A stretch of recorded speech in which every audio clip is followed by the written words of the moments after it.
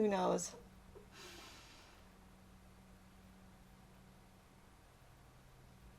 And we are live here on this beautiful Friday morning on the Frugal Crafter channel. I'm Lindsay, the Frugal Crafter, along with Sarah. Hello! And Sarah is cleaning some of the mystery stickiness off of the table. I stuck my thumb in it already. I don't want to do it again. Oh, who knows? It's probably some gum arabic or something. I'm going to pretend it's just water. Just water. Who knows? We're going to be painting a lobster shack today. And I have this pattern here on my website. The link is in the video description. Just kind of scroll down till you get to my blog. Just click on that if you want to print this out and trace it onto your watercolor paper. I'm working on a 9x12 piece of watercolor paper, and I'm actually working on a block. And what a watercolor block is, it's like a pad of paper. However, it's bound on all four sides with just like a little place where you can slide a butter knife to cut the top sheet off. So it kind of keeps your paper flat and stretched without having to tape it down. And then when you're all done, and your painting's done and it's all dry, you can slice off that top sheet with a palette knife or a butter knife and have a fresh sheet underneath to paint again. And all the products I'm using are from our sponsor, jerrysartorama.com. And this actually comes in a kit with those Lucas paints that I reviewed the other day, the artist quality ones. It also comes with a zippered mesh bag, a collapsible water bucket, and a set, and we're going to use these today, of Ebony Splendor brushes. But you can use whatever synthetic brushes you have for watercolor or acrylics. They will work just fine today. So check out jerrysartorama.com for your art supply needs, and I thank them for sponsoring this live broadcast today. And probably you guys saw this picture on the thumbnail. This was just my color study for today's project, so I can get an idea of what colors we're going to use. So let's get started, because this is going to take quite a while. I'm going to try to get it done in an hour, but we might run a little long today. We're going to begin by wetting the sky area. I actually think I'll use one of my Mimic brushes for that, because they're juicier. Just go ahead and get that nice and glossy. And if you have any questions as we go along, go ahead and just type them in the chat, type them in caps so Sarah can keep her eye out for them. Other than that, just hang out and enjoy. Gracie Shack 1. Hello, Lindsay. Can you recommend a brand of chalk pastels for a beginner? Yeah, there's a couple different brands I'd recommend. There's a one set that's about $10 for 48. It's the Charvin brand at Jerry's. They are, I would say they're kind of like a semi-hard pastel. They're not as soft as like your Schminkas or Rembrandts, but they're really good. I also recommend the SMI or Sargent brands. They're a little bit softer and they work really well. Also, the Faber-Castell has a soft pastel that are very inexpensive. So I'd recommend any of those for a beginner, just because you don't have to worry about toxic pigments in any of those brands. All right, now this is all wet. You can kind of tip it to the light and see if it's shiny or not. I don't know if you can really see that on the camera, but you just want to make sure you've got pretty much everything fairly evenly wetted down. And then we're going to grab some ultramarine blue and see if I find a spot in my palette to make sure I don't have any clumps in there. And we're going to add that along the top of our paper, so I can go right to the edge without it buckling when I'm using a block, which is really nice. Miss Gem, could you do a video on stretching watercolor paper? I have done one. If you just go to my channel, there's a little, if you go to my channel page, there's like a little magnifying glass. If you click on that, type in how to stretch watercolor paper, and it should come up. And I use a very simple method that works great with really lightweight, cheap paper. Because if I'm going to buy like expensive, heavy paper, I'm not bothering to stretch it. I like to stretch 90-pound paper because you can save money and it just stretches a lot more uniformly and easily than 140-pound. So I just want my sky to get a little bit lighter as it comes down the paper. So that's why I just kind of pulled down the pigment like that. Tika Carr. I really love the Faber-Castell soft pastels. I want to learn to use them more. Will you be doing more soft pastel tutorials soon? I will. I'm just behind right now. I'm so behind. I'm putting a little bit of that ultramarine blue in the water because the water is going to reflect what is in the what's in the sky. There's a heck of a lot of atmosphere in this picture, so this is just going to give us a little bit of a setting there. Ian Jackson, what's your style with this painting? Realistic or expressive? It'll be fairly realistic. Okay, so now we're going to, I think I want to unify everything with a wash here. I just want to be careful not to get into my sky too much. I think I'm going to hit this with the heat tool just for a moment, just so I can at least get those edges dried up. Hope you guys are all having a great week. Almost the weekend. I had to go to the dentist this week and get a filling replaced. Well, if it makes you feel better, on my birthday I get to go to my lady doctor for my lady checkup. Oh boy. Happy birthday to me, because that was their first available appointment. Oh man. Yay! Well, the dentist asks me, so do you take Novocaine? I'm like, are you crazy? Are there people that say, oh no thanks, I don't want any? Yeah. I told her that not only do I take Novocaine, but I also want that that cream that you put on before you give me the shot to numb my gums before you give me the shot. I said I'm very spleeny and averse to pain, so I don't want to feel a thing. do not want to feel it. Yeah. I think she gave me an extra dose. My face was numb until dinner, so perfect. Yeah. We're wetting the building now, and we're going to wet the floorboards here so we can do a unifying wash. And I'm going right over the buoys. Muralist L. Lindsay, what do you think of the Mission Gold watercolors? I haven't used them yet, but on their website, they actually have a place where you can request a sample, and they'll send you two tubes of them. Oh, nice. So, so I went and requested a sample, and we'll see. Tanya Ramirez, is there any brand of watercolor brushes that you recommend? There's a lot, really. I think beginners probably do a little bit better with a straight synthetic brush just because it doesn't hold so much water, and it's a little bit, they're slightly snappier and firmer. So I think it helps people kind of manipulate the paint a little bit better. And I like the Aqualons, and I've got an Aqualon around here somewhere. Right here. So they've got the nice like clear handles that you can scrape with, and also if you forget them in the water, it's not a problem because the wood won't expand. These mimics are really good, but I would wait until you've gotten a little more experience with watercolor before you go to these, just because they hold so much water. The Ebony Splendors I'm going to be using today, they're pretty affordable, and they actually come in a kit with a block of watercolor paper, and though I showed at the beginning, I don't know if you were here, the beginning of the tutorial, and they're a great buy as well. I'm going to be using 3 colors for this. I'm going to be using Ultramarine Blue, Burnt Sienna, and Yellow Ochre, and I'll be making neutral tones from them. I'm using a 1/2-inch wash right now, and this is the Ebony Splendor that was in Jerry's kit, watercolor travel kit. There are so many really good, as long as you stick with a brand you're probably going to be pretty good. So I think I'm going to put some of this more yellowy mix. So I'm using all 3 colors, but I'm just kind of dipping in to different colors as I go, just so I get some variety. And since the sun is overhead, I want to make sure that the planks on the ground are nice and warm. So that's why I'm making sure they get a lot of that yellow ochre in there.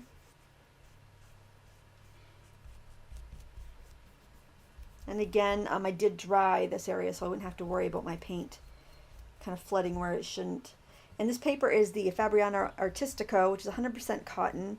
If your paper is wood pulp based, it might flow a little bit more on you, so you might need a little bit less water. I'm going to add more of a blue in my mix here, so it's going to give me more of a neutral gray. I'm going to try to avoid the buoys, but don't worry if a little bit of color gets in there, because these are very liftable colors too, so you don't have to worry so much about them staining. Valerie Connell, hi Lindsay, will you be doing more pan pastels, but including how you can use colored pencils over the pan pastels? I haven't done that. I'd really have to try it out. Because I would wondered if that would work, because there's that product called Pastel Powder Blender, and I was wondering if a pan pastel would be similar. But I haven't tried it, so I don't know if it's going to work or not. Generally, things like a hard media wouldn't stick so well over a soft media like a pastel. It would want to scrape it up rather than stick down on top of it because it's not a firm surface for it to stick to. So I'd have to try that out and see if it will work. But I definitely plan on more pan pastel tutorials. Just so many tutorials, so little time. The list just keeps growing. Oh, it does. Growing. And the things I want to do keep adding up too. It's the day's over and I'm like, oh, I've only done like 4 things that I wanted to do today. Yeah, but at least you got 4 things done. That's true. I try to look at it that way instead of I'm a miserable failure. Oh well. You're definitely not a miserable There's failure. always tomorrow. Dominique Designs. Some people don't take Novocaine because it doesn't work. Oh, really? I'm Wow. a ginger, and studies show gingers don't respond to numbing like others do. I had to have 6 shots of Novocaine the last time I went to the dentist. Oh my gosh. Not me. Novocaine works excellent on me the few times I've ever had to have it. I just feel like put me under, put me under.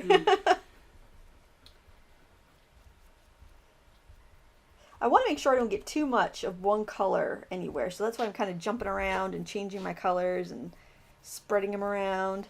If your colors dry too quick on you, you can spritz them with a little water. Spritz your paper, rather. There's going to be a net over here, so I just want to get some colors here. I don't want to have any, I don't want to have to try to go around and paint around stuff later. I'd rather have even just a little color on the buoy and not have to worry about painting around it later. Trying to force a background in after the fact is a little bit awkward looking a lot of the time. Mr. Senjiseth, Lindsay, because of you and your vids, I decided to get brave. I opened a booth at an antique store for my cards and such. Yay! Good luck! Yes. It's so funny. You're going to have surprise months where you'll be like, oh, nothing's going to sell this month, and you'll sell better than any other time. And then you'll have a month where you're sure everything's going to sell, and it'll go slow. It's so funny. At least in the booth that I'm in. But that's awesome. I'm grabbing a little pyrrole red. I think that's how you pronounce it. And I'm going to add that with some burnt sienna for the chimney. Get that right in while we're at it. I haven't used this color much. And the paints I'm using are the Turner set. Oh, and somebody had asked me, they said the price went up on the Turner set. The price has not gone up on the introductory set. The introductory set is still $29, and that gives you 18 colors in 5 milliliter tubes. But they also have the 18 color set in 15 milliliter tubes, and that is $64, but you're getting 3 times the amount of paint. So, so the price didn't go up. It's just 2 different, sizes that you have available. I also want to add some of this in here too to warm up the building, give it a little more interest. I like to work that dirty brush around just to kind of unify my whole background while I'm starting. We're going to build some real cool textures here today. Rochelle Don Paul, what colors do you feel like you use the most? By the way, I love your videos. I watch them all the time. You really have such creative ideas. Thank you so much. I think she might be here. She. Rochelle. I think she might be asking, do you think the color names or the brand of colors? I think just general color names like red or blue or, Okay. Well, I usually work from a split primary palette, which means that I use a warm and a cool version of each primary color. So for my warm blue, I use Ultramarine. For my cool blue, I use phthalo blue or Prussian blue. For my warm yellow, I'd use cad yellow. For my cool yellow, I'd use lemon yellow. So basically, I pick 2 shades of each primary and kind of work from there. Like I like magenta for my cool red, and I like cad red for my warm red. I'm turning this just so I can chisel the edge of the roof so I don't mess up, so I have some good control. It's easier if you're pushing against the surface you're trying to get the sharp edge on. And then I like sap green, yellow ochre. And I actually have a list of basic supplies on my blog. If you just Google watercolor basic supplies, you'll come up to a post which has a PDF that you can click on and print. But yeah, basically I tried to get some really pure colors that I can mix a lot of other colors from. But then I change it up sometimes. I'll use a different cool blue or a different warm red just to kind of try something different and kind of break out of my comfort zone from time to time. And for brands, I like these Turners an awful lot. I like M. Graham. The Lucas ones are a little more opaque, so if you prefer more opaque paint, you would like them. I prefer more transparent paint personally, but that's an option. There's a lot of great brands out there. Winsor Newton's a good brand. So many. I like the core ones. You have to be careful on their light fast rating because they don't all, a lot of them have not available, which I don't know if that means that they're not light fast or they just don't say. And I decided to pull down a little shadow while I was at it there. And I'm going to do a little bit of a shadow on this side of the roof while that paint is still wet, just on the edge. Just let it bleed over. And I got to fatten up the roof because I kind of got a little mark out of line. So we'll just make that a little thicker to fix that problem. Okay, now I'm going to dry this, and oh, actually, I think I could probably sneak in there and get that foliage. It's almost like there's like hills or mountain over there. So I am going to make my own green, I think, because I'm not using any mixed greens. So I know I'm going to use some phthalo blue, so I'll grab that, and I'll grab a little bit of my permanent yellow, because those are both colors I know I'm going to use. Oh, that's Gamboge. I actually will get Gamboge. I will make it not quite so bright. That's a pretty color, though. You could probably just barely see that. Let me scooch that over a little bit. Nice, pretty, fresh green. And I'm painting on it dry just because I don't want it to... It's such a small space, and I don't want to have it bleed into my building.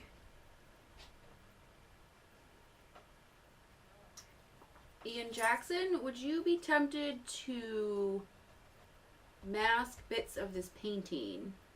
No, because I would not enjoy painting it like that. If anything, I would go in later with colored pencils or pastels, and I would add bits of highlight if I needed it.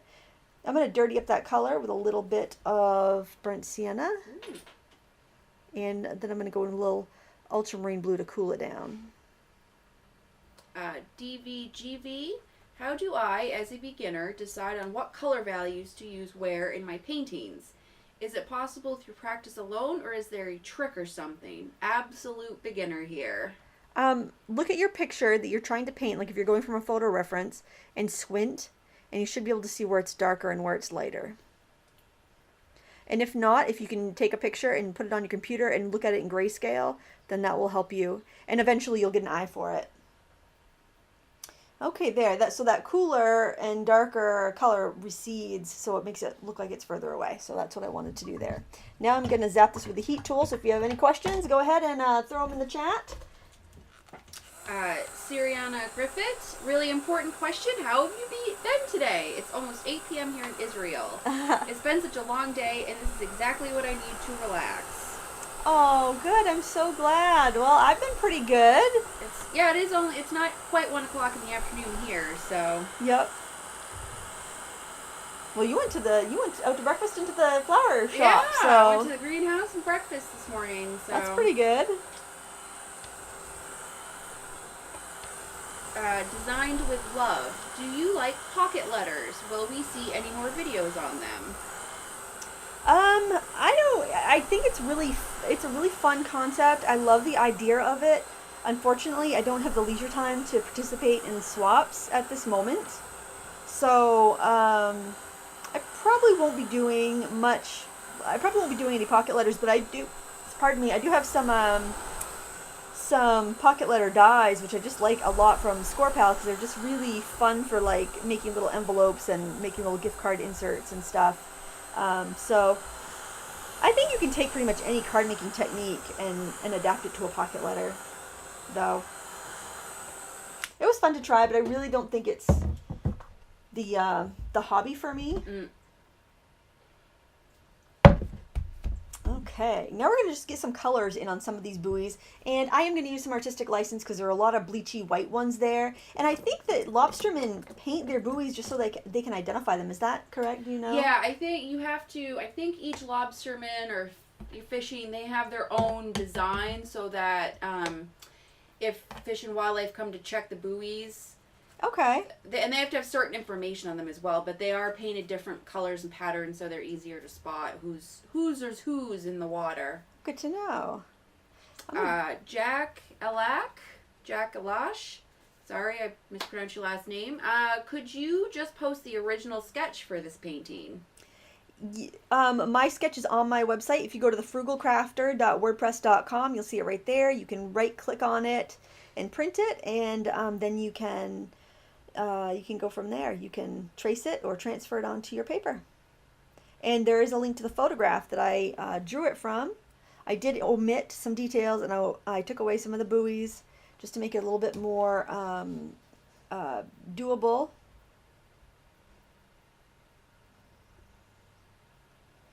Just adding some blue to the top half of this one. I went a little further down than I meant to. I wouldn't go down this far if you guys are following along. I'm going to leave a little space for some orangey red there.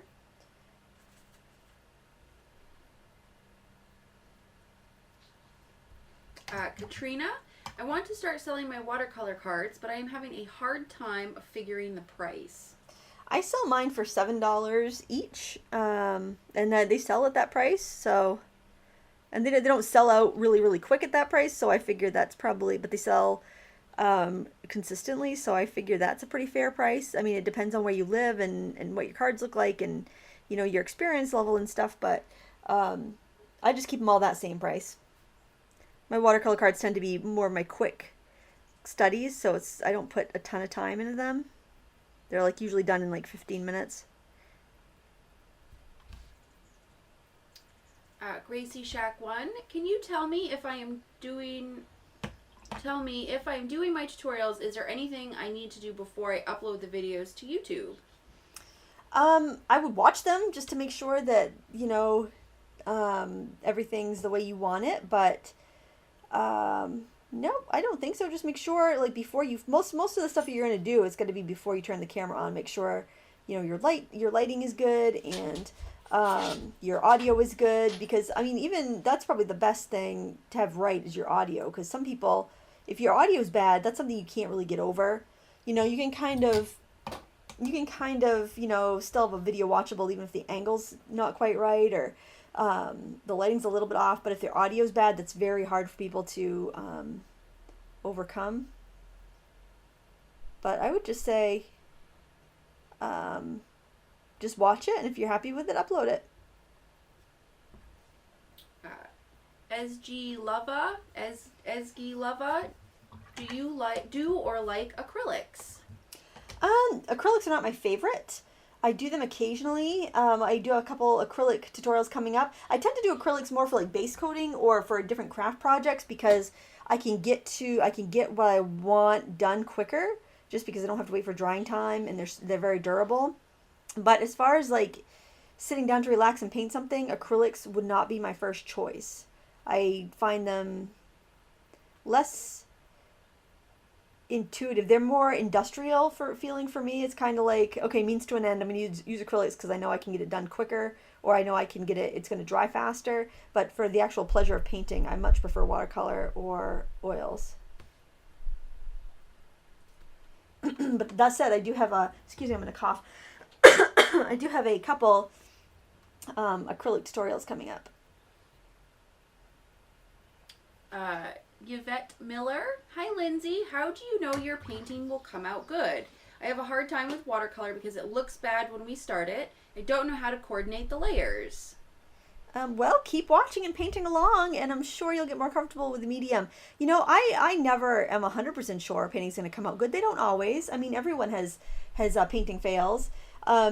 You know, if you're watching your tutorials on YouTube and stuff, but I mean, their tutorials never get uploaded because they didn't come out, you know? So, the more practice you get, the more sure of yourself you'll become, and the fewer mistakes you'll make. The more you'll be able to kind of translate what's in your brain onto the canvas the way you want it. So, you know, it's just like anything, just keep practicing and you'll get there. Yeah, let's see. I'm trying to kind of skip around any place I want, like certain colors, so I don't have to wash your brush. Yeah, keep going back and forth. Nuna124, do you usually use reference photos, or is it all out of your imagination? I use a lot of reference photos, either ones I take myself or ones from Paint My Photo. Really love Paint My Photo. Sometimes I'll use a couple reference photos in a piece, just because, like, maybe I'm painting a bird and I like the bird but I don't like the scenery, or I like the coloring on one bird but I like the stance of another one. or something like that. But yeah, I find reference photos for me are super helpful, especially if it's not something I'm used to seeing all the time.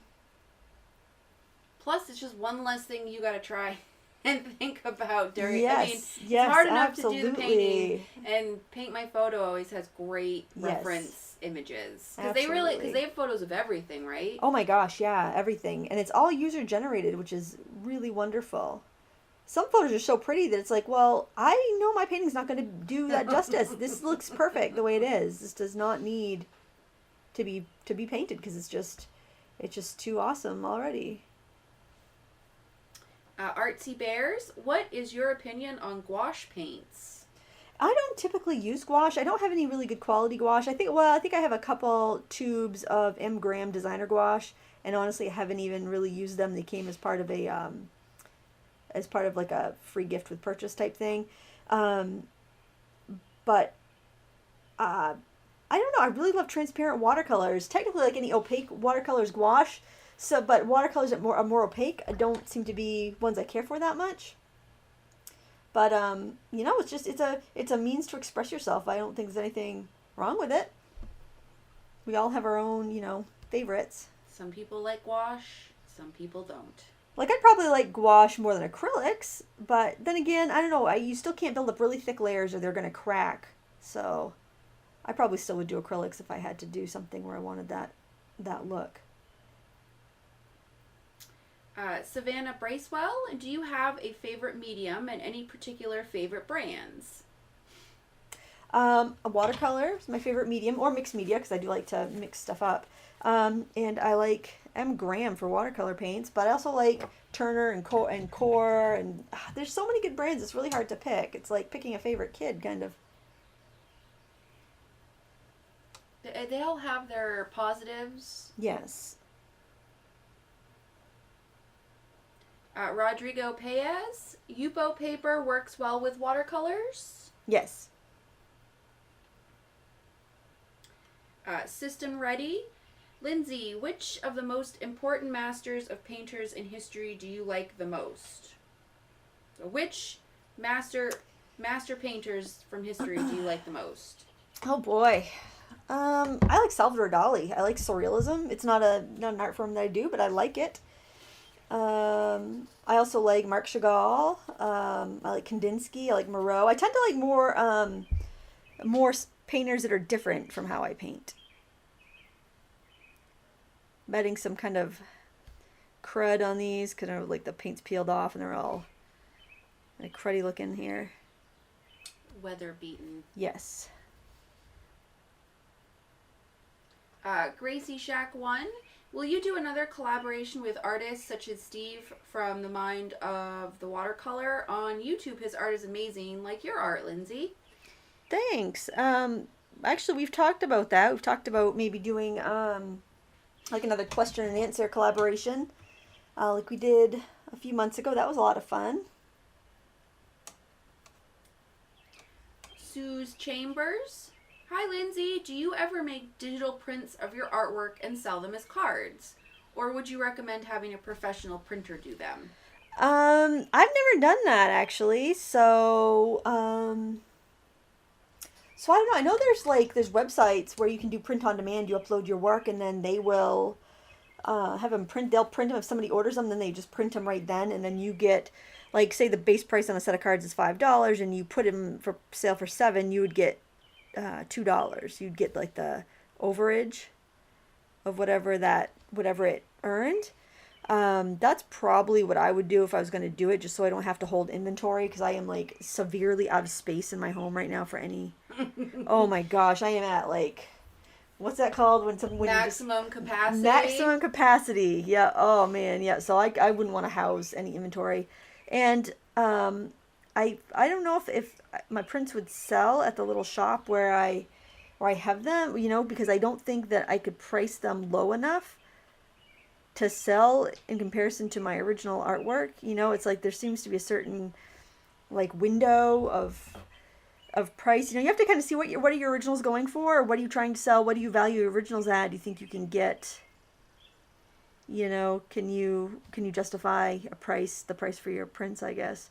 It's it's something you can always try. I don't think you'd have any problem printing them yourself. You don't really have to worry about light fastness on a greeting card. So I'd say print them yourself, see how they come out. And if not, you can get color copies on cardstock at like Staples or any of those places.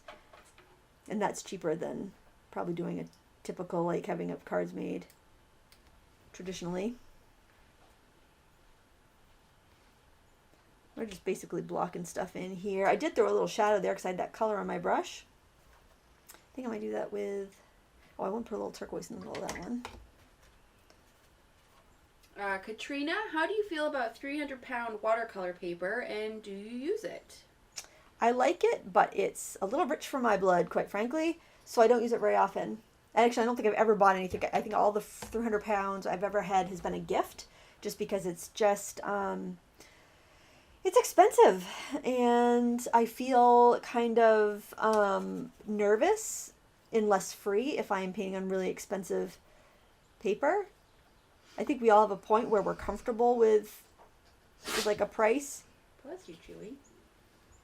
And if it goes like higher than that, then we can get a little nervous and it could kind of become a little too precious. And that's kind of how I feel about the 300-pound paper. It's a little precious for me to paint on.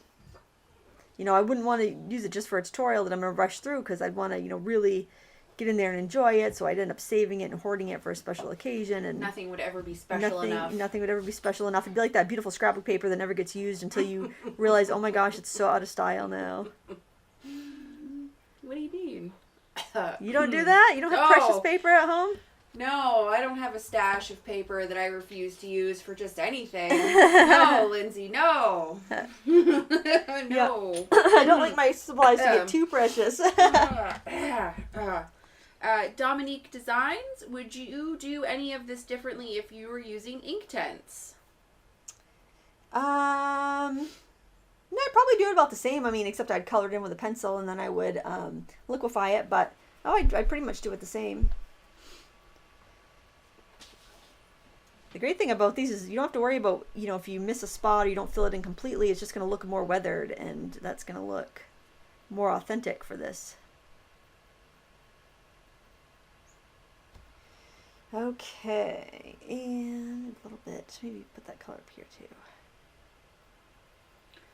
Dominique Designs, does anyone else notice a weird clicking, ringing sound in Lindsay's videos? It doesn't happen in their live feeds, but I was wondering if it's just me.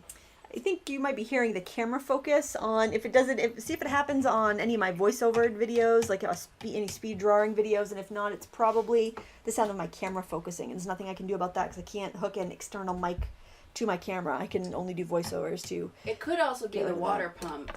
That I don't film when the water pump's on, and that's really loud. That's okay, you would definitely know that was a water pump. All right, now I'm gonna mix up some. I'm pretty sure it's the autofocus. Some people say they hear a woodpecker in the background. That's the autofocus as well. We do have woodpeckers around here, but they're not that close and they're not that loud. I don't know. They get pretty close to my house, but I have bird feeders out for them. Yep. We got some big woodpeckers. Oh, yeah. All right, I'm going to start with this color. This is burnt sienna and yellow. Burnt sienna and ultramarine blue mixed together, and they're going right under the eaves. I am skipping the kind of roof joists there, getting a nice dark shadow because the sun is high in the sky. Be careful you don't put your hand in any wet paint when you're doing this. I'm trying to keep my hand out of the shot, so I'm working at my brush with a really steep angle. I'm pushing my brush up towards where I want it to be, so I have a little better control. And this is a fairly hard-edged shadow here.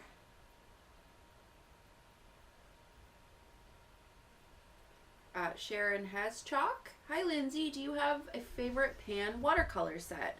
I've been using a Yarka set the last couple of years, and I've been thinking of trying a different set. Love your videos. Thanks. Thank you. Oh, yeah, I like the Yarka set. I have the Yarka set too. One of them. I think it's the first one, and I really like it. So I would recommend those. I even like the Cotman pans. I find those to be pretty nice.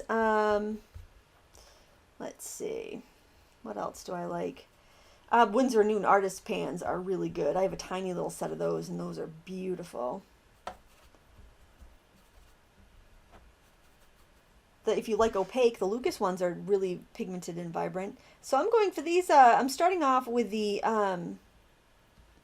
horizontal lines for the shingles. So what I'm doing though is I've got just a really big dry brush, and I'm just flicking down the paint as I put them in there. So it's giving us that kind of rusty stained wood look. So I'm kind of just tapping on broken lines here, and then I'm just pulling it down with this brush. I did get my credit card scraper out. I don't think I'm gonna use it, but this technique works really well. Any kind of, just make sure you don't dip your brush in the water. If you dip that in the water, you're gonna lose the effect. You don't need to clean it. It's only gonna just pull the paint that you've just put down. It's not gonna really contaminate anything.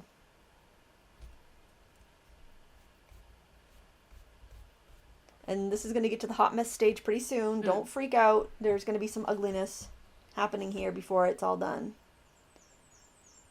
And that question about how do you know your painting's always going to turn out good? I don't. I mean, these live shows are always, it's kind of a crap shot. Rife for disaster. And so, yeah. And as I said that, I just dragged some paint over the two of us and the dog, so it really could... Anything could happen. We've been on a really lucky streak, honestly. Don't say that out loud. I'm knocking on wood right now. Jennifer Hopping, is it a problem to mix different brands of watercolors? Not at all. Gracie Shack 1, have you tried the Rembrandt paints? No, I haven't. Elizabeth Hicks, how do you juggle your responsibilities and post so many awesome videos for us? Do you have a method? I neglect the housework. I put off going to the dentist until I have to get... till a filling comes loose. No, I don't know. I just try to keep a schedule. I keep a planner that I refer to, and I do my best. It's definitely not a perfect situation. I'm dropping balls you don't even see all the time.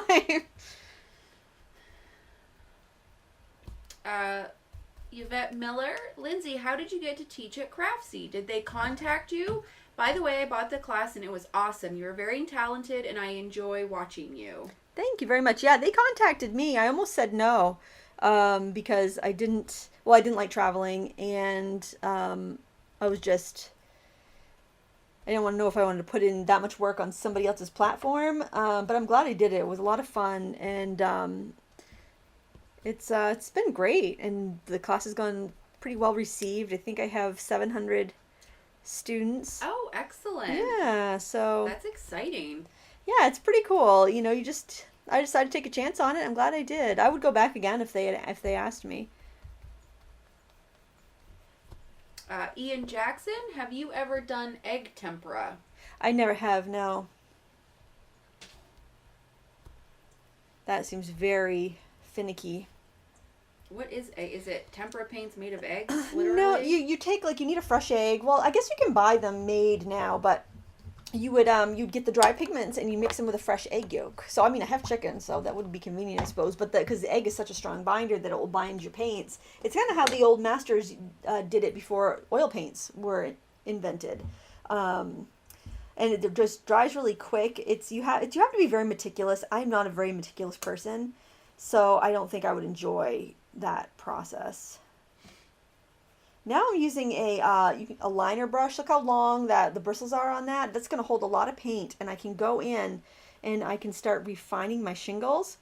So I think I'll start up here, and I'll just go and add some darker lines and kind of flick some cracks and separations in the shingles up and down. And you can go a long way before you have to reload, because this brush is kind of razor sharp as far as a tip you can get, but it holds so much because of the length of the bristles. Because of that, you're not going to have a lot of control, so just kind of keep your motions to little flicks. And if you get too much paint, just go in with that big brush and just flick it and just drag it, and it'll kind of just turn it into little cracks in the wood. Regina, hey, I'm trying to figure out if the birds I'm hearing are here or there. Do you have a window or door open? Yep, we do. Yes, and I'm sitting here with the laptop that's about 6 feet away from an open door, and Lindsay's speaker, one of the speakers, is about 3 feet from the open door, and there's chickens and birds because it's a beautiful, beautiful day here in Maine. Finally. So yes, you are hearing birds of Maine and chickens here in the beautiful state of Maine. No woodpeckers, though. Not here at my house. There's wow, we have 3 or 4 big woodpeckers. 1991 Shubby question. Have you ever had problems with molds on watercolor pans? How to avoid them? Yes, I have had that problem when I have gone planning or painting and I've used like lake water as my painting water. Then I've had mold. But then just what I did was I would spray it with some alcohol and wipe off that top mold layer, and then it was fine. It just usually affects whatever's on the top, the layer of paint on the top, and then you won't have problems after that. I actually dropped one of my watercolor palettes in the pond. Yeah, last year out of the canoe. I shouldn't laugh, but I'm hearing probably one of the few times curse words came out of your mouth. Oh, there's another misconception. It's not a very rare occurrence. Everybody, yeah. Oh, the assumptions people make. Lindsay's so nice. That's so nice and innocent. No. Adrian926. Sarah, does Lindsay keep you strapped down in your chair during the live feeds? She does not. Thankfully, I'm in a very quiet swivel chair, so I can swivel a little bit while we're doing this.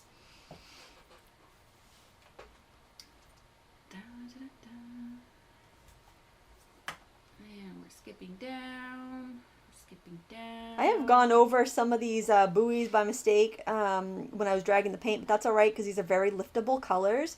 They're what we call sedimentary colors, and they're generally made with like iron oxide pigments, and they tend to lift up off the paper. The particles are larger so they don't sink in and stain, so we can go in and correct any problems that we have.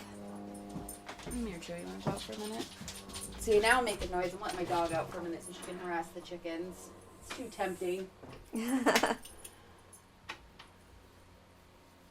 Don't worry about your rows of shingles being even, because this is obviously a very ramshackle lobster shack, so... It shouldn't be even? Nope, they shouldn't be even. The more random, the better. But we're going to be putting shadows on from the buoys as well, so, I mean, don't worry about little splots of paint. We're going for texture right now. And remember, we're in the hot mess stage, so... Don't expect it to be perfect. Karen Salveson, hello from North Dakota. Do you think watercolor books on technique and stuff actually help? There's one book that I found to be excellent and super, super helpful, and you might be able to get a copy on eBay. I think it's out of print, but it's called Everything You Ever Wanted to Know About Watercolor, and your library might have it. That's where I found out about the book. And it's a big, almost like an encyclopedia of watercolor. It's a bright yellow cover. Can't remember the author, but I do have a copy of it. But it is excellent because it kind of goes through like an encyclopedia of techniques. So it depends on how you learn. If some people learn much better from reading it in a book, some people learn better from listening. People learn better from seeing. It just depends on how you like to learn. But yeah, that's a particular good book. And actually, some books I'm intending to pick up is Jean Hines is a really talented watercolorist, and she's got a couple books out, and I want to grab her books. She does a very loose style of painting. I think she has some DVDs too. Rodrigo Paez, what type of paper is good to do esgraffito with oil pastels? You probably want something fairly strong and smooth. In fact, I don't think I'd use paper. I think I'd use like a gessoed masonite panel. All right, I'm going to do the same techniques over here. So we're just kind of pulling apart some of the shingles.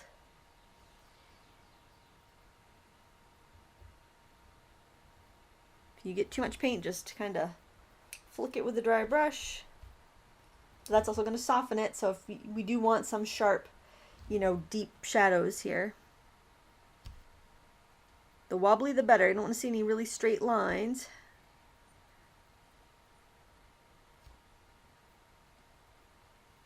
Siriana Griffith, question: when you dip your brush in different colors in the palette, does the paint transfer into the other paints? Well, when you're working on like dry pans like I am here, I mean it was 2 paint, but I squeezed it out and let it dry. It pretty much only will dirty up that top layer. So so I don't really worry about it too much. Like like if I'm mixing that gray, I'll grab the blue, then I'll go right in and grab the brown. It will it's more likely to pick it up than it is to deposit, but it only affects that top layer anyway, so it's easy to wipe right off with your wet brush next time. You might want to do I wouldn't go right into yellow if your brush is dirty, but the other colors are not too bad. Rochelle Don Paul, question: how do you keep your water from getting so muddied up? I use 1 bucket for cleaning my brush, 1 bucket for getting fresh water. So I always have 2 buckets going.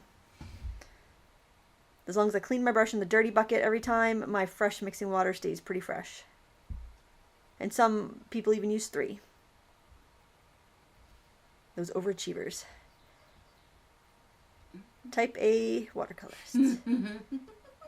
I don't have time to be type A anything. You're not really a type A personality either. No, I don't think I am. Maybe about a few certain things, but overall, you're definitely not a type A. I think I'm going to also go ahead and add some texture to the door.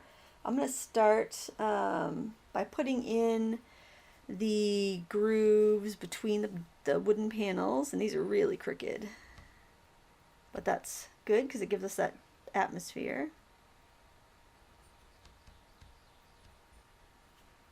There's also a brush called the Dagger, which it looks kind of like a flat, except it has really long bristles and they kind of go at an angle, and that also allows you to get a really fine point, and it lets you carry a lot of paint because the ferrule is wider, so you can hold a lot more paint. That's another really good brush for this technique if you don't have one of these liners.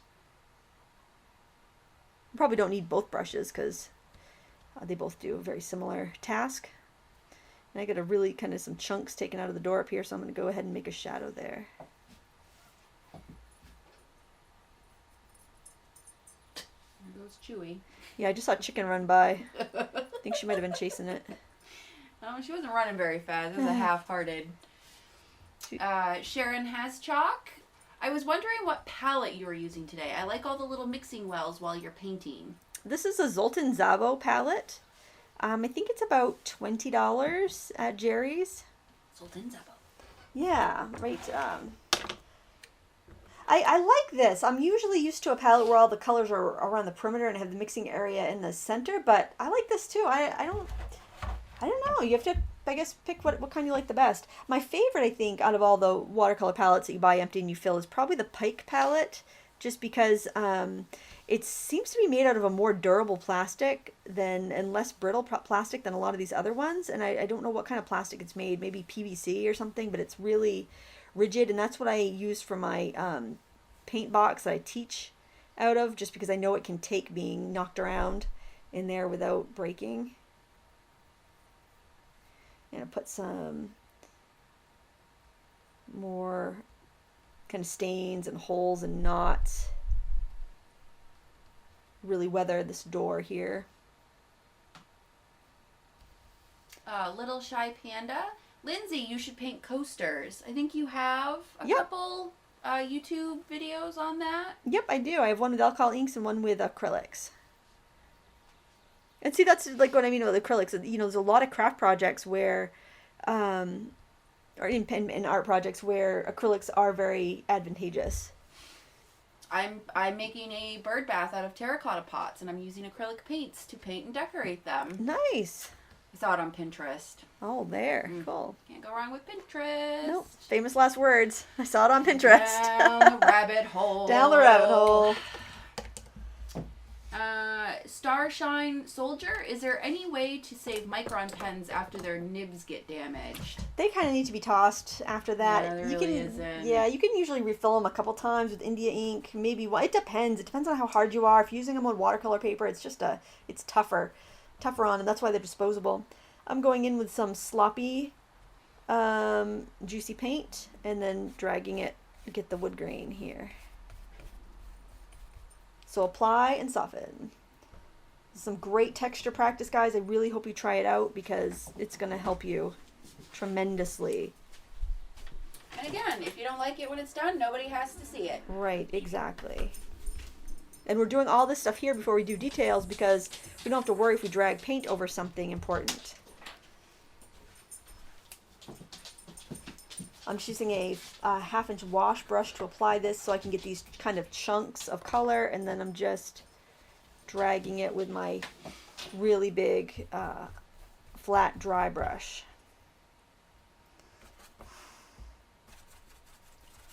Barb Hayes, question. A local store has a sale on Van Gogh tubes, but I've never used them before. Any thoughts on the brand?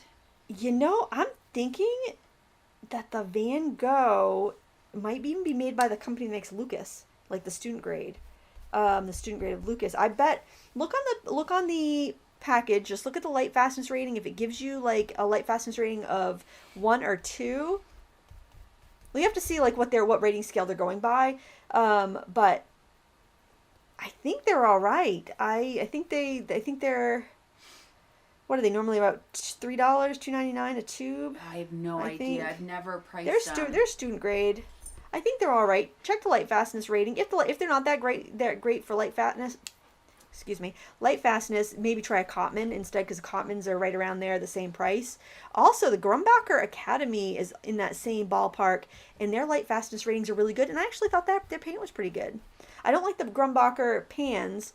They just seem very weak and chalky, but the tubes of the student grade Academy I find good. Even their acrylic Academy I find to be decent. Not that I'm a big acrylic aficionado, but it seemed pretty good. Cinnamon was here. She could. Yeah, she could. You know, I think the Academy is as good as the Liquitex Basics. I use just the general craft acrylic paint, so I'm not sure. Yeah. I use the craft acrylic paint for like jelly printing a lot. I don't notice a big benefit of using an artist grade for jelly printing. And I'm usually using those for like craft projects after I'm done, so it's not like I need, to worry about light fastness for, wrapping paper or whatever I'm gonna. Yeah. Cora K, I just got online. Are these paints somewhat opaque? Nope, these are transparent. I'm dabbing on just some little like nail holes and gouges here. And I've got to also do this little cross beam at the top of the door here around this oar. And on the reference photo it says best little oar house on here. I thought that was funny. Good pun. Referring to a movie made famous by Dolly Parton and Burt Reynolds in the 80s or 70s. I don't know. I think it was the early 80s, I think. I think it was too, because I seem to recall seeing this. This was a double feature at a movie theater, a drive-in, and remember they used to put the kids movie first, and then the adult movie, not adult movie, but the grown-up movie. The grown-up movie second. And I think it was like a double feature with Superman or something, or King Kong. I don't know. Yeah, that would probably be early 80s then. Yeah. Late 70s, early 80s. Yeah, I love Dolly Parton. She's so funny. I like her in Steel Magnolias. Oh yeah. Love that movie. Okay. I apologize to this person. I'm going to say their name completely wrong. Paperkanje Nemosine. I apologize. I know that was all wrong.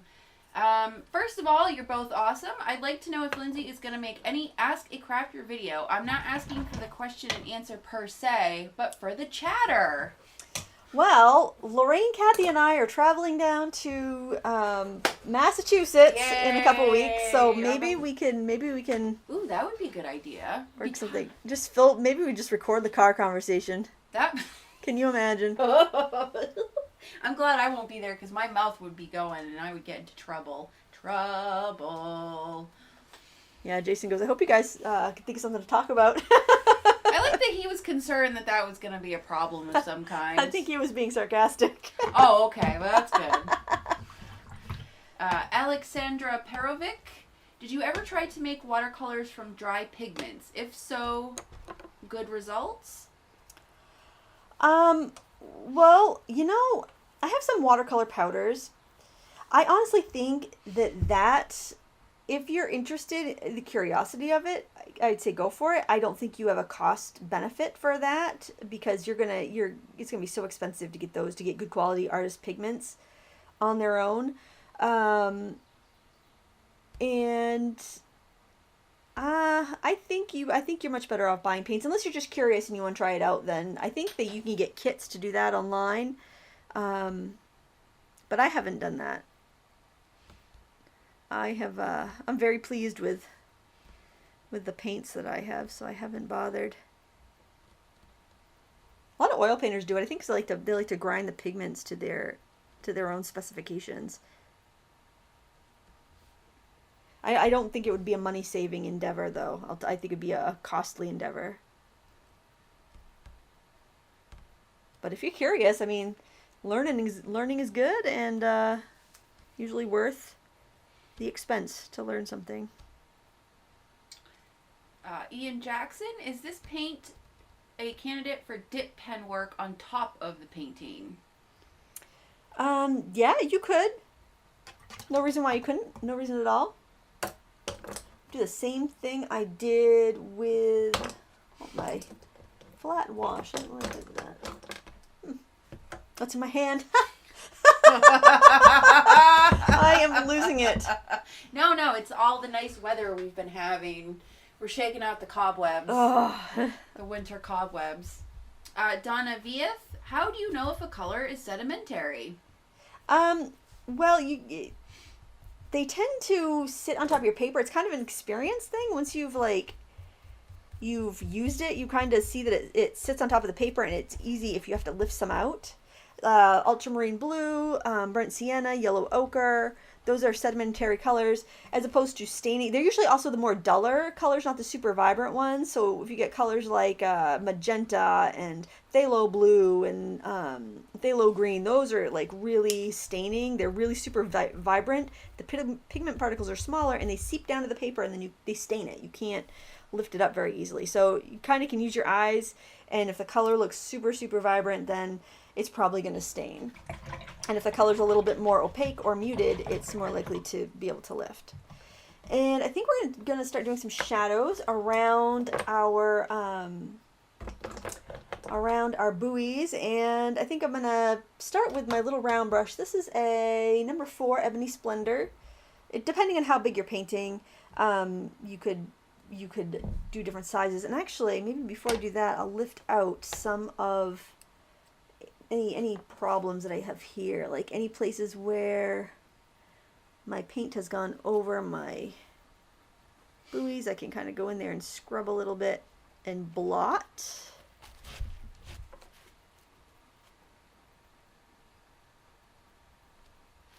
And then bring back the brightness to, I guess I didn't have too many that I did that I got carried away on.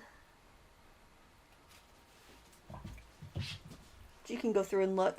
And then if you have ropes or anything, I'm just going to turn a little bit so I can get in there. If you have any like ropes or like I don't know what you call those stick things that are coming up the back end of those buoys, you can go ahead and remove those as well.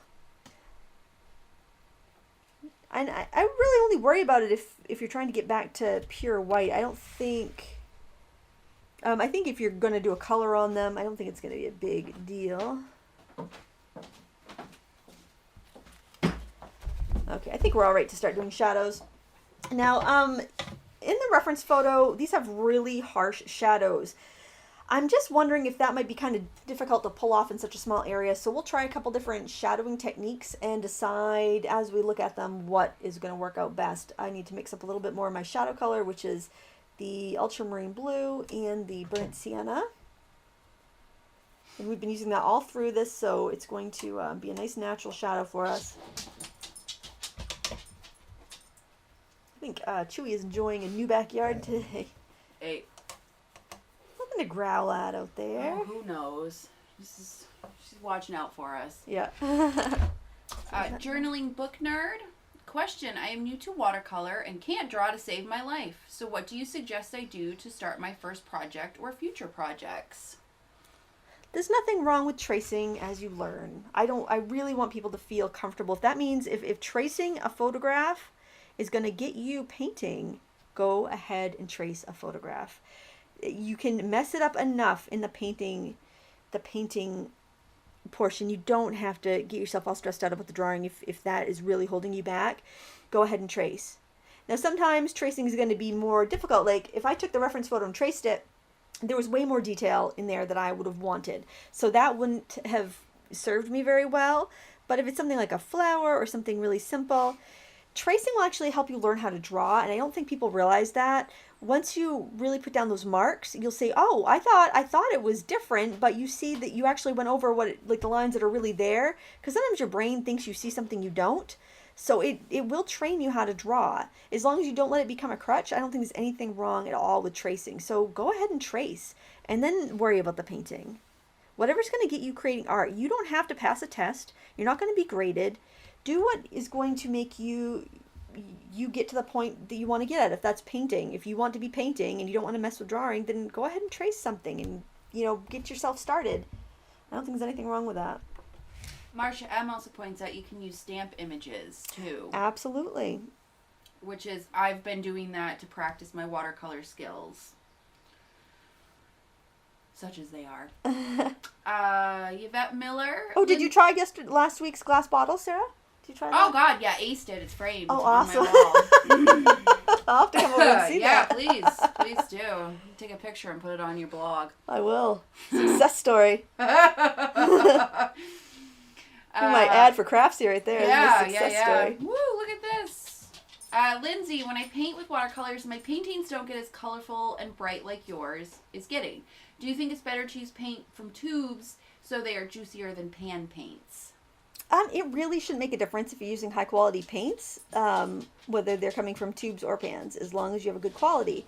The pans just don't have the water added to them yet. You got to kind of add the water yourself. But if you're using a student grade paint and you're squeezing it onto a palette, you may have trouble re-wetting them. So if you are using a student grade paint, go ahead and try using it from the tube instead of using it dry. Like, for instance, the Reeves brand of paint, you'll probably have a much better time getting really vibrant colors by using it straight out of the tube. You don't have to, but maybe just to kind of get started, or if you're doing a big background, use it right out of the tube so you can get that nice bright color. I am finding success using the number 4 round and just kind of adding kind of a drop shadow under each of the things, because the sun is high in the sky, so your shadow is going to be, it's going to kind of kiss the edges of your buoy and it's going to drop down below. And then the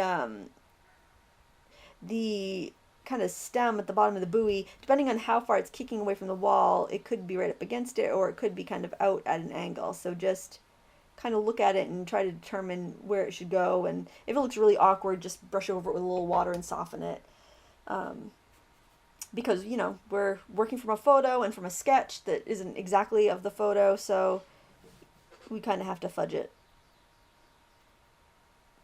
And that's okay. Jamaria Chillis. Hi there. I think you're cool, talented, and carefree. Love it. Where do you get inspiration from? I don't know. A lot of times I'm inspired by the materials. Like, I'll get like a set of paints and it's like, oh wow, this is so, like, these are so vibrant, these are fun, I can't wait to use them. Other times I'll just like surf paint my photo and get inspired that way. Sometimes it's just seeing colors outside in the world and I'm like, oh, I want to paint something with that color, or I want to paint one of those plants, or I think inspiration is everywhere. Roy Kurt. Hi, Lindsay. I took Hello. a watercolor to be framed, and the framer suggested sandwiching it between 2 sheets of glass with no mount. Would that damage the painting? Will condensation be a problem? Yes, I would not do that unless you've got an airspace somehow. That Because style they do have spacers. you need a spacer because if you're you're not like gonna mat I it. would still mat it.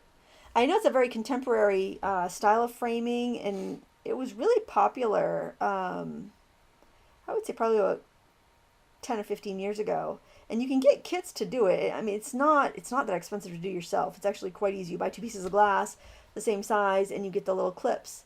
And it's a very easy DIY framing thing. But you definitely need airspace between the glass and your painting, or condensation will be an issue.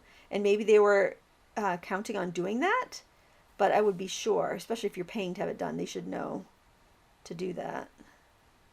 But it doesn't mean they do. It doesn't mean that they would necessarily bother with it, but yeah, it's definitely important. Also, if it was a beginner framer, That's true, yeah. maybe they don't know all the ins and outs, because there's a lot. Someone pointed out you might have a drop of paint on the top of in your blue sky. A little spatter. Yeah. Oh, yeah, I think I spattered it. I'm going to turn that into a bird. I think let's do that.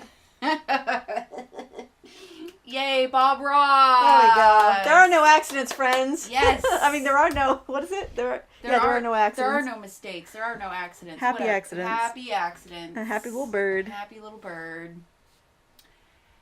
JPC 13 Art. My art class is having a booth tomorrow at a festival. How can we get people to come look at our artwork? Does anybody know how to juggle? Or batons, Yep. flaming batons, or Make some sort of spectacle. or Free food. Food is good. Yep. I mean, I would just put out some really big, colorful stuff. It doesn't even have to be stuff you think you have a hope of selling. Like, it might, even if you have something that's really expensive, but it's big and colorful, put it out. It'll draw people in, and then they'll look at the more reasonable price things. That's what I do if I do a fair. I make sure that I have the really bold, bright, attention-grabbing pieces hanging at the edge of my booth where people can see it. So hopefully they'll come in and they'll look at the more, the other stuff that might be a little more conservative or reasonably priced. You just got to get people in the booth, and if the art is good, hopefully they'll buy it. But don't be discouraged if they don't, because a lot of people aren't expecting to see art at if it's not an art fair. So they might not have that as their expectation of going to that festival. So just keep that in mind, but don't let that dissuade you. All right, I think I do want a little kind of soft side-loaded shadows on some of these, just to kind of bring the buoys away from the building a little bit. So I'm going to find that elusive flat wash that looks to walk off on me. Cleaning it off, and I just blotted it once on paper towel, and I'm just going to get the edge of it in my gray that I mixed with burnt sienna and ultramarine. And any place I feel like I need to pull it off the background, I'm just going along the edge. And that's going to help just kind of give it a little bit more kind of contrast. So you wet your brush, blot it once, load up a side with the gray. And you're going to have to do this every couple of times because the color will migrate over too much. But that just gives it enough of a pop that it pulls it from the background. Karen Salveson, what paper do you recommend for chalk pastels?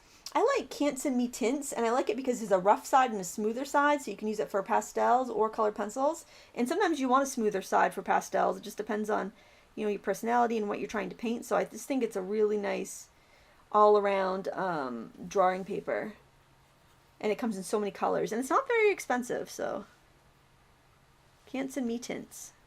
MITINTES, I believe. And the papers come in a lot of great colors. Yeah. If you don't want just white. S. Young, hi, I taught my first frugal jewelry class last night. Nice. I thought you'd be proud. Very good. Great. Karen Salveson, what does no line watercoloring mean? It's usually a stamping term, and you stamp in really light ink, or like maybe the color ink that you're going to use, but usually it's a really, really pale ink so that once you watercolor it, you don't see the line, so it looks like you painted it. Okay, now those hinges, I'm going to make kind of a rust color for the hinges, and I'm using my small number 4 round again. I'm going to go with that pyrrole red and burnt sienna.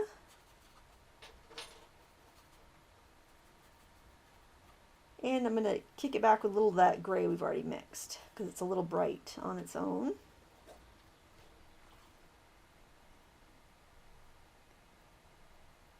I'm just going to tap in some texture, then I'm going to go back in with some of the other colors I was just using.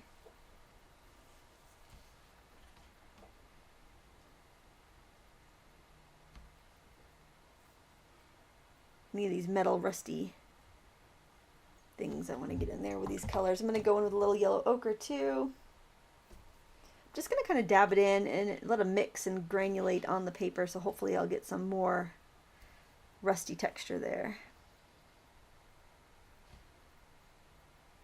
So who do we have in the house with us today, Sarah? Well, we've got Valerie Connell. Rose Ryan is here.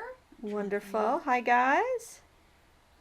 See you, Crazy Evil Turtle. Crazy evil turtle. Mm-hmm. Nice. We're averaging around 225 viewers. Great. Goes up and down a little bit. Awesome. Rich Bowden. Hi, Rich. Rich is here. I was wondering for next week's, because next week it's a holiday weekend for us, isn't it? Isn't it?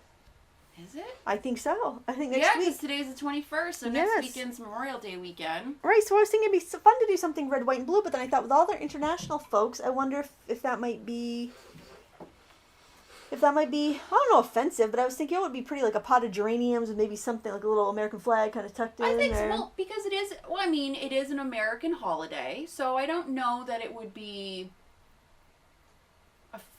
offensive. I don't think people's feelings would be hurt, because we are in America. It's an American holiday. It's the kickoff to summer. That's true. In America, you know, Memorial Day weekend's the big to do. That's true. Let us know what you think in the comments. If you're not from here, if you are from here and you love it, let us know. If you're not from here and you would be bothered by it, let us know. Got any plans to do any barbecues or anything? Oh, I'm sure we'll barbecue if it's warm enough. Theoretically, we could go swimming in the pool. Ooh, I'll be over. Oh, Chewy, you saw the chicken. The chicken's like right there. You want me to open the door So so the chicken will tempting. come in? So no, do not let the chickens in. What do you mean? You don't want the chickens running around the house? Do not want chickens in. I only let sick chickens in the house. Poor Rosie. Poor Rosie.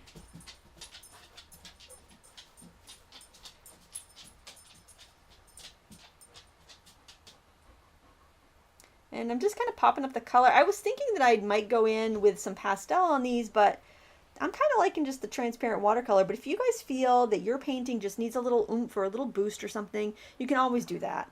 You know, there's no reason in the world to keep a painting a transparent watercolor just so you can call it a transparent watercolor, in my opinion. I think do what the painting needs to be done. Because if the painting is not successful, you're probably not going to enter it in a show or anything anyway. So if that's, you know, your reasoning for keeping something a transparent watercolor so you can enter it in a show, if it's not working, if it's not where you want it to be, then it's not something you'd want to enter anyway. So do what is going to be the best for your painting. Kim S. I love this painting, Lindsay. Thank you. I am learning a lot from you. Oh, thanks. I would really like to learn to paint an ocean wave if you need an idea.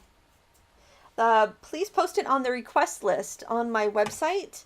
That would be awesome, because I do poke through there and look for ideas when I'm planning. Because sometimes, especially with summer coming up, I try to like batch do videos, like try to do a bunch at once so that I can kind of dole them out. Because I'm pretty busy in the summer. We have such a limited summer that any good day, I like to take advantage of it. Yeah. Something. And I've worked really hard this year, so I am really looking forward to having some time off. Well, you guys have the week at the camp. Yep. You're doing 1 week this year, right? Yep. Yep. Ian Jackson, what is your favorite way to remove paint from a watercolor? I like to brush over it with water in a fairly stiff brush and blot it. Blot, Mhm. blot, blot. Don't rub unless you're using Yupo paper. You can rub Yupo paper. Oh, you can? I didn't know You that. can, yeah. Yeah, because it's plastic. In fact, I'm going to remove some It paper. is? I guess I didn't It know is. that. Yupo is plastic. It's polypropylene, I believe. Oh. So what I'm going to do, I had this piece of rope kind of going through here, and I want to remove that. So I'm using the chisel edge of this brush. It'd be better to have something a little stiffer than this, honestly, but this is what I have right here, so I'm going to use what I have. Oil painting brushes are really good for this because they're stiffer. Or fabric painting brushes. You just have to be careful. Sometimes the fabric painting brushes are a little too stiff for that.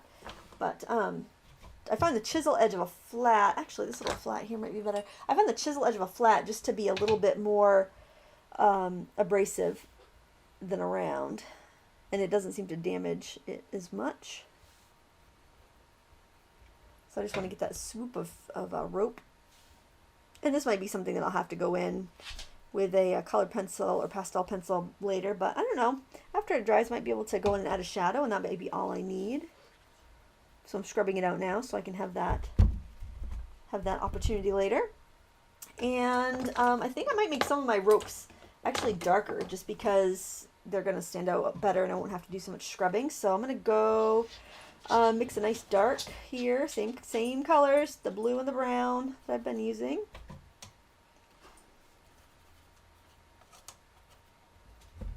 And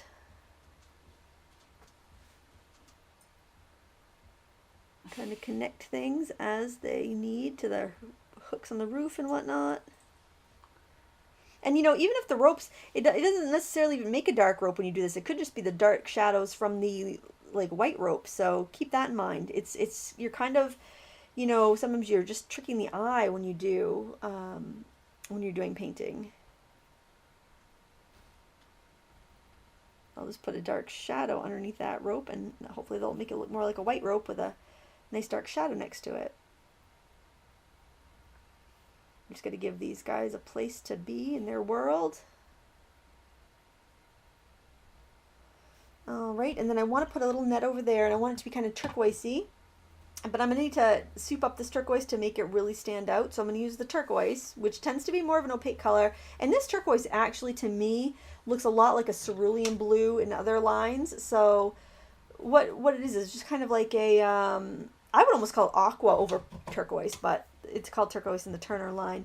But then I'm going to add some permanent yellow to it to kind of add a little opacity. And then I'll probably add a little bit more, a little bit of phthalo. Give a nice strong.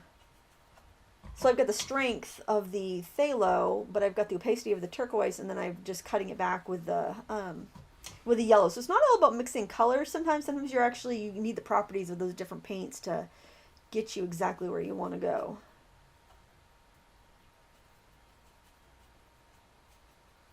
Rich Bowden, Canson watercolor paper. Is that the one in Pink Pig notebooks? I have no idea what a pink pig notebook is. Pink binding? I don't. Okay, sorry, Rich. What? Okay. Pink pig? I don't know what that is. In Pink Pig notebooks. Asha's Craft Club. Hi, Lindsay and Sarah. I'm Asha, 11, UK. Hello. I'm homeschooled, and this is Art Friday today. Nice. All Hi. right. This is a great art class. Yeah, that'd be my kind of schooling right there. Yeah, really. So what I'm doing here is just putting in a net, but I'm just getting all the fibers going one way in first. I can hardly see my sketch, so I'm kind of winging it at this point. But that's alright, because you can kind of make it fit what you've already got painted at that point if you have to kind of fake it. I would do broken lines here and there because your brain will fill in what you don't show. So don't feel like you have to have every little detail, and it will look better if you don't. So we have lots of votes for doing a memorial themed painting. Vicky Papinow. Yeah. I'm Greek, Oh, and hey. I love watching other cultures. Go for it. Oh, Vicky's got a new class at Craftsy too. It's Oh, she really does? nice. What's she doing? Mixed media. She's doing mixed media journaling, art journaling. Ooh, nice. She has a wonderful YouTube channel too. If you want to check her out, definitely worth a subscription. Jack Alash, love the Memorial Day painting idea. Laura R, I'm not American, but wouldn't mind you celebrating your country. Great. Elizabeth Kilbride, Memorial Day is the day to remember fallen heroes. Those who gave their lives for freedom. Go with that feature. It's a worldwide theme. Oh, that's true. Oh, Dominique Designs. My diesel here's Chewy and wants to play. Oh, that's funny. Yeah, Chewy's on high alert with the chickens, so. JPC13 Art. How light fast are the Tim Holtz alcohol inks? I would guess not at all. They are dye-based. Dye-based products tend not to be light fast. They're permanent in the sense that they are indelible, not that they will not fade. Same as Sharpies, same as Copics. However, they can, like, alcohol-based products can be color fast. Color fast is different. That means it's going to, like, not wash out of clothing. So, you know, just like the Radiance from Dr. Peach Martin, you can use those as fabric dyes. They're not light fast as far as like hanging them in the sun, but they'll, with the soda ash bath, they're color fast. So there's another little term for you there. That's good to know. I didn't realize that was the difference. Yeah. Color fast is like you can wash them. It won't wash out of fabric. Wow. Yeah. Every medium has its purpose. I like using those alcohol inks. I'm sorry, go ahead. No, that's okay. Mirist L, I would love to see a pot of flowers. Crazy Evil Turtle from US, I would like it to display at work. We have a lot of veterans. Oh, nice. Okay. Eva Stovall, I love something for Memorial Day. So I think you could pick something Americana. We'll call it Americana. You know what would be pretty? I have a red geranium my sister gave me for Mother's Day, and if we said, do you think you could get John's combat boots? Maybe we could do combat boots next to a pot of like geraniums on a porch or something. Oh, absolutely. Like Soldier's Home, you know, would that be? Yep. I think that'd be cool. Yeah, that would be a good one. He's got multiple pairs of boots, so it would not be a problem for me to bring a pair over. Cool. For you to take some pictures or sketch out of. What do you think? I think this is done. What do you think? Does that look done to you? I think it looks great. I think it looks good. It looks pretty ramshackle with the little bird. So if you guys wanted to take this a step further, you could always go in with colored pencils or pastel pencils if you feel like it just needs another bit of contrast or highlight or pop of color. I'm pretty happy with this, and I think I'm going to leave it just the way it is.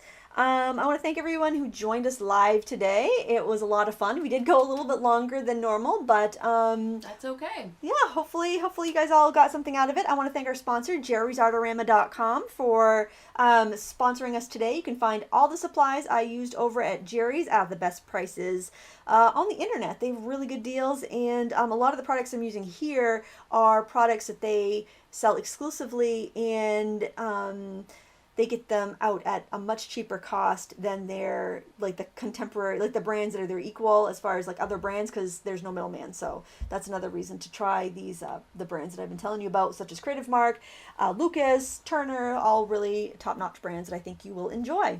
Thank you so much for watching. We'll catch you later, and until next time, happy crafting.